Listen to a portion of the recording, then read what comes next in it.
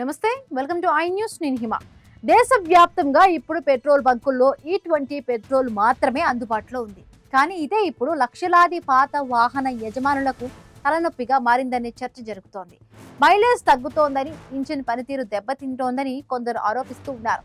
దీంతో E0 లేదా E10 petrol ను మళ్లీ అందుబాటులోకి తీసుకురావాలని డిమాండ్లు పెరుగుతూ ఉన్నాయి. అసలు E20 వివాదం ఏంటి, ప్రభుత్వం ఏమంటోందో చూద్దాం. ఏప్రిల్ 1, 2026 నుంచి దేశవ్యాప్తంగా E20 పెట్రోల్ ను ప్రధాన ఇంధనంగా కేంద్ర ప్రభుత్వం అమలు చేస్తోంది. అంటే ప్రతి లీటర్ పెట్రోల్లో 20% ఇథనాల్, 80% పెట్రోల్ ఉంటుంది.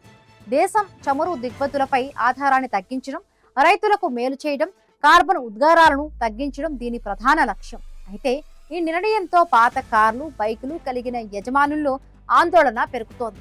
ముఖ్యంగా 2020కి ముందు తయారైన వాహనాల్లో ఎథనాల్కు అనుకూలంగా లేని రబ్బరు భాగాలు, గ్యాస్కెట్లు, ఫ్యూయల్ సిస్టమ్ భాగాలపై ప్రభావం పడే అవకాశం ఉందని నిపుణులు చెబుతున్నారు. వాహనదారుల ప్రధాన ఫిర్యాదు మైలేజ్ ఇథనాల్లో శక్తి సాంద్రత పెట్రోల్ కంటే తక్కువగా ఉండడంతో E20 వాడితే 5 నుండి 8% వరకు మైలేజ్ తగ్గే అవకాశం ఉందని అనేక నివేదికలు పేర్కొంటున్నాయి. కొందరు డ్రైవర్లు తరచూ పెట్రోల్ బంకులకు వెళ్లాల్సి వస్తోందని చెబుతున్నారు. ఇక కొందరు వాహన యజమానులు E0 సాధారణమైన పెట్రోల్, E20 అంటే 10% ఇథనాల్ కలిగిన పెట్రోల్ ను కూడా మార్కెట్లో ఉంచాలని కోరుతున్నారు. తమ వాహనాలకు తాము అనుకూలమైన ఇంధనాన్ని ఎంచుకునే స్వేచ్ఛ ఉండాలంటున్నారు. ఈ అంశంపై సుప్రీంకోర్టులో కూడా పిటిషన్ దాఖలైంది. అయితే కేంద్ర ప్రభుత్వ నిర్ణయాన్ని సుప్రీంకోర్టు సమర్థించింది. మరొక వైపు ప్రభుత్వం మాత్రం E20 పూర్తిగా సురక్షితమని చెబుతోంది. కొత్త తరం వాహనాలు E20కు అనుగుణంగా తయారవుతున్నాయని, ఇంజిన్ వైఫల్యాలపై ఎలాంటి నిర్ధారిత ఆధారాలు లేవని స్పష్టం చేస్తోంది.